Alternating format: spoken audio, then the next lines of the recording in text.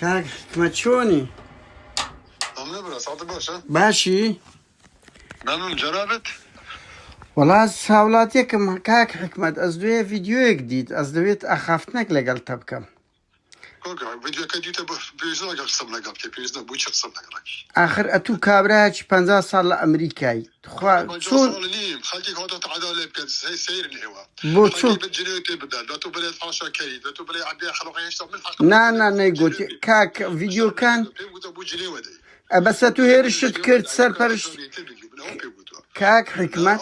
عەدا بکەن زۆر سەیرن ئێوە بەڵێ جلێ پێ بدەن من بمە کوردستان جلێ پێ بدەم لە وڵەکەی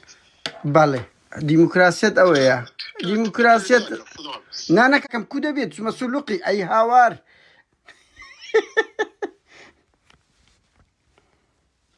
هاوڕیان لۆی دەکەینەوە کو دەبی مەسولق نەمەجای منیدا نا ئەوەشی کرد کاکە کووا دەبی بەو تەمەنەوە بزانە چ دەڵێتن کەی کاک شاخەوان جوێنیدا کەی کاک شاخەوان وشەی کۆیلە وشێژی سیاسیە دادەخە دۆی دەکەینەوە بزان دیموکراسیەتەوە نییە بە کەیف خۆیان شەق بۆشێنن کاک حکمت دەنجیرۆ بەجدێرین هاوڕێیان مادام تەلەفۆن هەڵ ناگری دەنجیرۆ بەجدێرین پەیام بزان کاک حکمت براکەم تو مەسوولقی دوو کشوەری پارت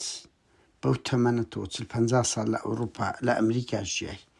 بۆ عمرێتەوە ینی فێرەوە نەبووی دیموکراسیت ئەوەیە خەڵک هەموو قسەیەک بکە باش هەر قانونی ئەمریکا با بەبای هەندێک خوێندەواری تەیە خۆ قانونی ئەمریکا دەرێت بە دەو چ دەڵێ ئازادی دوای کەی فەقیرێ و کوڕەگوتی گەوات جوێنی نەشیاوی داوە ئەڵێ کۆیلە کۆیلە و شێش سیاسیە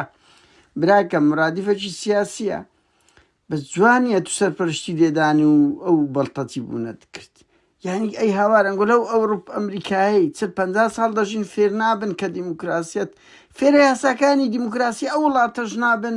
بیکەنە نموزە دەگە وتمان قەید ناکە خەڵکێک لە ناو کوردستان وا دەکا بەس ئەتولۆ ئەو قسە عەشائیرانە چییە جوێندان جوێنیش بدرێ مافە ماف جوێنیش بدرێ قانونە هەرچەندە ئەو کاک شاخەوان یەک جوێنیشی نەدا بەرەحاڵ زۆر ناشیژنیش بۆ هەقەپات کرد ئەوە لە ئەتەکەیەتی کەسێک ناوەشێتەوە مەسئولی بەرپرسیی گەورەی پارتی بێت